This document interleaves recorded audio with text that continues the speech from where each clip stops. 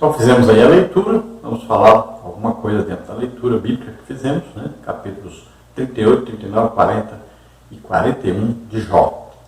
Vamos então à introdução da lição, que diz assim: nesta lição vamos estudar como Deus se revelou a Jó e dialogou com o patriarca, capítulos 38 a 41. Esse episódio marca o ápice do livro de Jó, pois mostra a quebra do silêncio divino. Ao longo desse estudo, veremos que as respostas de Deus não são precisas, segundo a objetividade que os humanos esperam.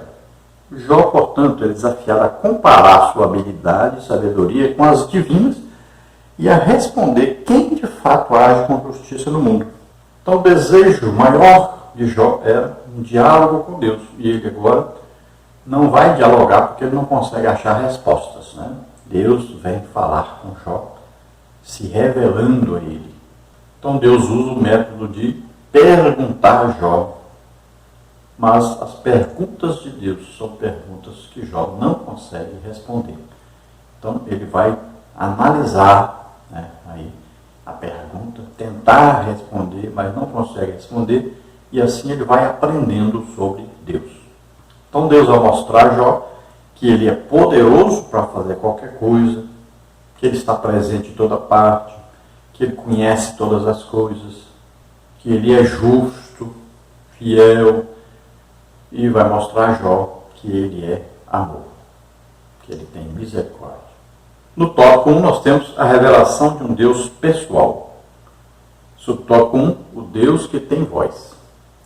O Altíssimo havia falado nos 2 primeiros capítulos, mas essa fala era totalmente desconhecida por Jó e seus amigos ao longo do livro. Assim, até o capítulo 38, houve muitas falas sobre Deus. Jó falou, sua mulher e seus amigos falaram. Todavia, Deus mesmo não falou durante todo esse período. Ele estava o tempo todo presente, mas sem dizer nada a Jó, até que quebrou o silêncio. Depois disto, o Senhor respondeu a Jó de um redemoinho, Jó 38:1.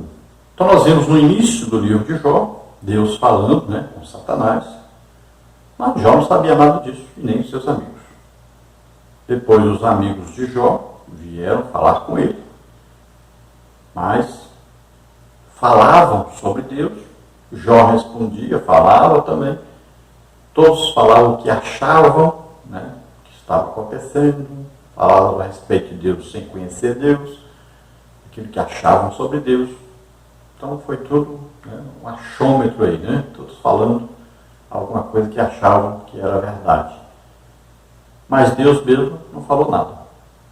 Então, depois que os 3 amigos de Jó falam, depois que Eliú fala, aí Deus então vai se revelar a Jó. Ele vem num redemoinho, então Jó agora vai poder ver. Quando você vê alguma coisa de Deus, então você sente que Deus está presente. Qual é a primeira coisa que a gente faz? Tem vontade de quê? De cair para o chão e ficar ali chorando, pedindo perdão a Deus, né? Vendo que você está sendo ali conhecido, né? Está sendo sondado, que Deus sabe tudo a seu respeito, né? Quando alguém tem assim uma revelação de Deus, um encontro com Deus, a vontade que tem é só essa. Se pudesse fazer um buraco no chão e entrar lá dentro, né? Se esconder, a pessoa fazia isso. Então as pessoas geralmente, quando tem assim um encontro real com Deus, então ele vai chorar, se lamentar, pedir perdão, misericórdia, porque todos nós sabemos quem somos nós, precisamos da misericórdia de Deus. Então Jó já estava à beira da morte, e a única coisa que ele pôde fazer agora é ficar bem caladinho, né, e ouvir Deus falar. Deus esteve todo o tempo olhando para Jó, sabendo tudo o que estava acontecendo, ouvindo o que Jó falava, o que seus amigos falavam, mas ele não se revelou. Ele veio se revelar no momento certo, na hora certa, que é o Kairos, né? A hora de Deus, aí a hora perfeita, a hora que a pessoa está pronta para ouvir. Subtópico 2, a poderosa manifestação de Deus.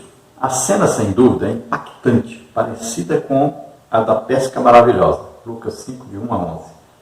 Quando Simão Pedro, após seguir a orientação de Jesus, pegou uma grande quantidade de peixes, ao recolher as redes que havia lançado, imediatamente exclamou: Senhor, ausenta-te de mim, porque sou um homem pecador. Lucas 5:8.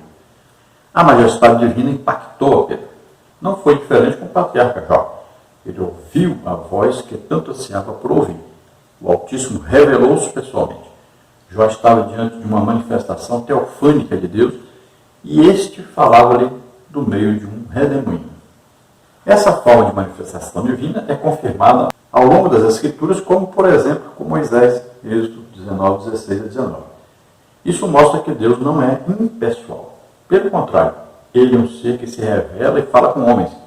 Jó teve sua vida transformada depois de ouvi-lo. Então imagine Jó aí, nesta hora. Ele pediu todo o tempo para falar com Deus. E agora Deus aparece. E ele, imagine o medo que Jó ficou. Deveria estar todo se tremendo, né? Imagine Moisés no monte, quando o monte todinho ficou tremendo, e fogo caindo, barulho, sonido de buzina.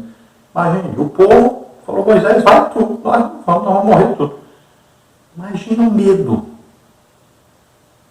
Medo de morrer mesmo. Lá onde Deus falou com Moisés, até hoje, se você for lá, infelizmente vamos no lugar errado, né? Mas é lá do lado da Arábia, né? Monte Horebe. Lá você vai encontrar as pedras queimadas lá, tudo queimado, onde Deus falou ali com Moisés. É coisa impressionante. Então, olha só, o medo de Jó foi terrível. O susto foi terrível. Embora ele sempre quisesse falar com Deus. Mas quando Deus vem, é um susto terrível. As pessoas, olha, muitas pessoas foram transformadas, mudadas completamente por uma manifestação de Deus, uma aparição. Olha lá, Paulo, por exemplo. Quando Jesus apareceu a Paulo, pronto, mudou, transformou a vida de Paulo completamente. Então esse encontro com Deus pode mudar completamente uma pessoa. Tudo. Ele muda totalmente. É uma coisa tremenda isso. Então nós vemos na pesca maravilhosa, né, que Pedro, quando Jesus chega, ele percebe, né, a diferença. Ele percebe que é Deus. Então ele diz: Senhor, ausenta-te de mim. Nem entra aqui não no meu barco, nem fica perto de mim, porque eu sou pecador. Então a pessoa começa a perceber, todas as pessoas, quando tem um encontro com Deus, a primeira coisa é perceber quem é Ele mesmo. Então a pessoa olha para dentro de si e agora percebe a santidade de Deus. Veja só que coisa tremenda. É maravilhoso isso. Então essa manifestação teofânica, o que é? Teos aí, Deus, né? Fânica, então uma aparição em forma de Deus. Veja, por exemplo, o anjo que lutou com Jacó. Então é a manifestação teofânica. Veja lá, Abraão, quando teve ali encontro, são 3 seres, né, celestes. 2 eram anjos, foram para Sodoma e Gomorra. Um ficou diante de Abraão vai interceder por Ló agora. Interceder não é com anjo, é com Jesus mesmo, ali uma aparição do próprio Jesus. Isso é uma aparição teofânica, uma manifestação teofânica de Deus. Então são aparições de Deus no Antigo Testamento. São manifestações, então, teofânicas. Então você pode perceber que sempre que existe a manifestação teofânica, aí existe o quê? Aí pode ser adorado esse ser. Mas quando é um anjo, se alguém for adorar, já diz logo: não faça isso. Então você vai ver algumas vezes que foi o anjo que apareceu, e o anjo, quando houve adorações, já disse logo: opa, não faça isso, eu sou conservo teu, adora a Deus. Mas quando é Jesus, quando é uma aparição teofânica, aceita a adoração. Então essas aparições de Deus, né, essas manifestações de Deus, mostram claramente que Ele é um Deus presente, que Ele é um Deus que está com o homem. Subtópico 3, o Deus que está presente. Expositores bíblicos destacam que Deus se revela como Jeová, o Deus do pacto. Entre os capítulos 3 e 37, aparecem várias referências a Deus como El Shaddai. o Deus Todo-Poderoso. Na teologia tradicional exposta pelos amigos de Jó, essa era uma forma fria e distante de se referir a Deus. Um Deus que existe, mas que está longe dos homens. Dessa forma, El Shaddai era, no entendimento deles, o nome que identificava Deus como forte e poderoso, mas distante e indiferente. Essa visão tradicional de Deus acabou por exaltar sua soberania, mas diminuir sua compaixão e misericórdia. Nesse texto, Jó clama por encontrar a Deus, chegar ao seu trono. Jó 23, 3, 8 e 9. Esse era o grande dilema do homem de Uz, pensar que Deus o havia abandonado. O patriarca nada sabia dos bastidores celestiais, onde o diabo apostou na sua falta de integridade. Ele não sabia a razão do silêncio de Deus, daí toda a sua angústia e desespero por se sentir sozinho e abandonado. Para ele, o Criador se escondeu para não ouvir sua defesa. Mas o grande propósito do livro de Jó revela que, mesmo quando estamos às escuras, andando somente por fé e não por vista, Deus está presente e próximo de nós. Então, essa palavra aí, Jeová, substitua essa palavra por Yahvé, fica até melhor. Mas nunca Jeová. Jeová é uma tradução pobre, muito ruim mesmo, do nome de Deus. Tá? Use Yahvé, fica melhor. Então, no livro de Jó aparece muito a palavra em hebraico, né? El Shaddai. A palavra El já significa todo-poderoso.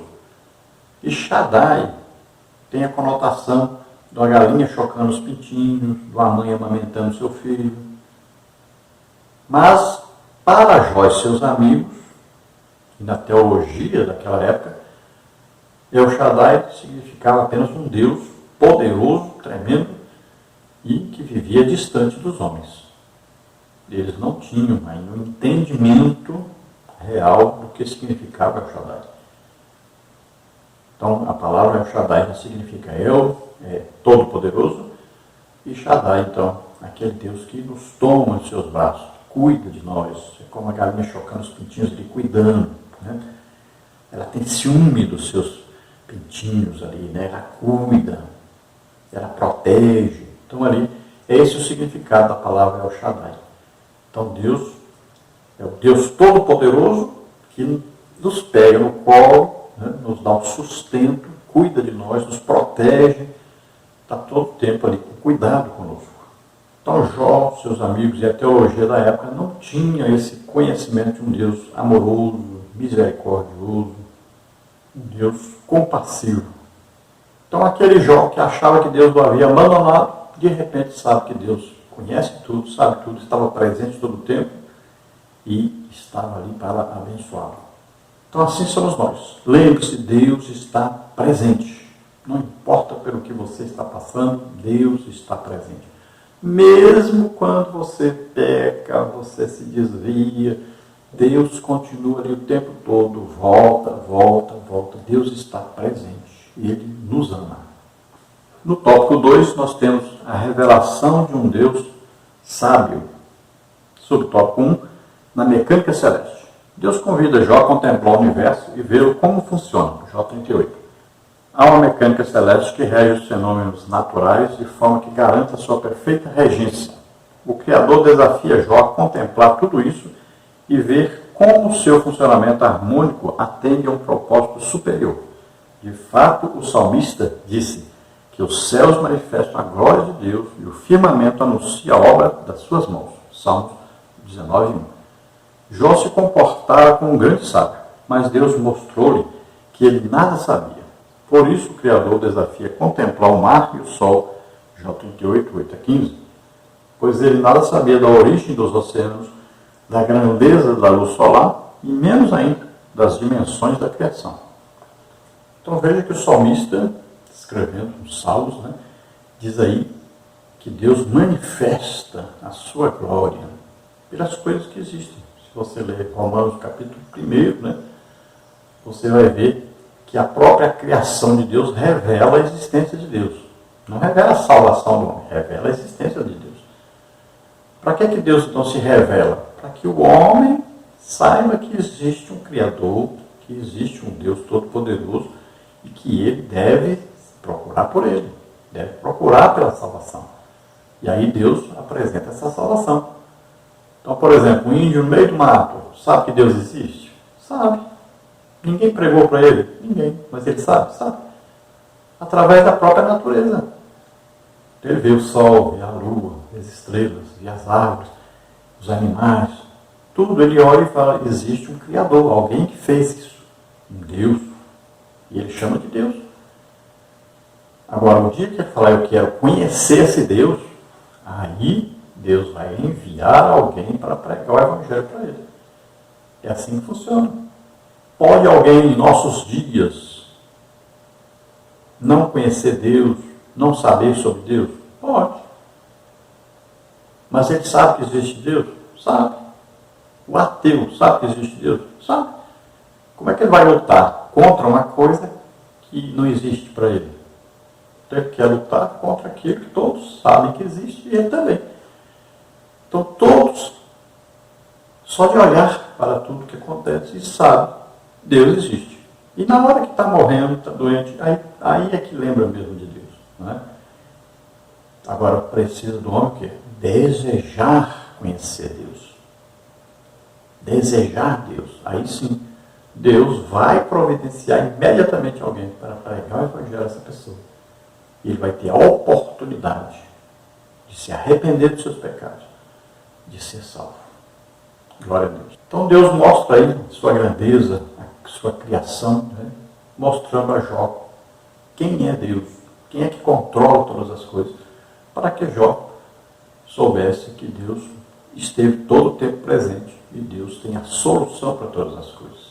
Ele é poderoso para resolver tudo, ele ouve o homem e ele pode dar a salvação, ele pode libertar, ele pode curar, ele pode transformar, ele pode principalmente salvar. Subtópico 2 na dinâmica da vida. Se Jó nada sabia sobre a ordem da criação, muito menos sabia sobre a providência divina para mantê-la. 38, 39 a 41. Jó deveria ser capaz de responder as seguintes questões. Como veio existir a criação? Como ela é preservada? Saberia Jó explicar como Deus faz para alimentar os leões e os seus filhotes? Como as cabras monteses conseguiam dar cria a seus filhotes e protegê-los dos predadores? 39, 1 a 4. E sobre o jumento e o boi selvagem, o avestruz, o cavalo de guerra, o falcão, a águia, está claro que é uma providência divina que preserva as coisas criadas, pois todos esses animais foram projetados por um design inteligente, com suas peculiaridades, modo de ser e de viver. Então, se Jó não sabia responder as perguntas de Deus, como é que foram criadas as coisas, como que são mantidas essas coisas, como os animais foram criados, que cada um tem sua função, cada um tem o seu jeito, né? Cada um tem o seu modo de viver. Então, quando fala aqui de design inteligente, né? Fala, isso aí o que é? É um estudo moderno onde as pessoas perceberam que por trás de toda a criação, de todas as coisas, existe um ser super inteligente que criou todas essas coisas, que controla tudo isso. Todas as pessoas estudam, falam, né? Imaginam coisas, têm as suas teorias, mas no final diz, não tem jeito. Tem que ter alguém muito inteligente para manter tudo isso funcionando, né? Para criar todas essas coisas. Vai chegar sempre em Deus. Embora eles tentem de toda maneira negar que existe Deus, eles pelo menos chegam à conclusão, não existe uma inteligência que está por trás de tudo isso. Então, continuando na dinâmica da vida, se Jó não sabia como explicar como eles viviam e se comportavam, o que o levava a pensar que poderia discutir com Deus de igual para igual? Era hora, portanto, de reconhecer o seu lugar e se humilhar diante da majestade divina. Cada contorno da criação, cada formação de uma vida e cada ato de preservação da criação é Deus dando-se a conhecer ao ser humano. Se Jó não sabia explicar como é que era feito tudo aquilo, como é que era controlado tudo aquilo, se Jó não sabia nem as mínimas coisas, como é que ele queria dizer que Deus não estava ouvindo, não era justo? Como é que ele queria ensinar uma coisa para Deus, se ele não sabia nem as mínimas coisas? Então a única coisa que ele tinha que fazer é se humilhar, ouvir atentamente e tentar aprender alguma coisa sobre Deus, do próprio Deus falando com ele. Subtópico 3, na necessidade de se conhecer melhor a Deus. Era preciso que Jó contivesse seu orgulho. De fato, ele falou muita verdade sobre Deus, mas ignorou o quanto não sabia acerca do Criador. A revelação de Deus sobre a mecânica celeste da vida não foi uma censura à integridade e sinceridade do patriarca. Aos olhos de Deus, ele permanecia um homem justo e íntegro, mas falta de humildade, pois agiu de forma presunçosa ao questionar a majestade divina. Era necessário, portanto, que conhecesse melhor a Deus. Cada contorno da criação, cada formação de uma vida e cada ato de preservação da criação é Deus dando-se a conhecer o ser humano. Reconheçamos o agir do Criador no universo e em nossa vida.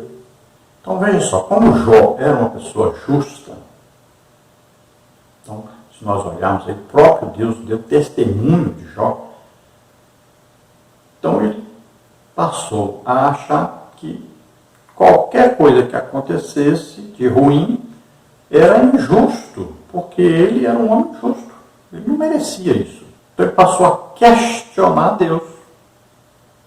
Se eu sou justo, por que eu estou passando por isso? Então Deus deve ter se esquecido. Deus não está sendo justo. Tem uma coisa errada com Deus. Porque ele olhava para ele e dizia, não é comigo. Então o problema é com Deus. Então Deus não atribuiu a Jó pecado nenhum.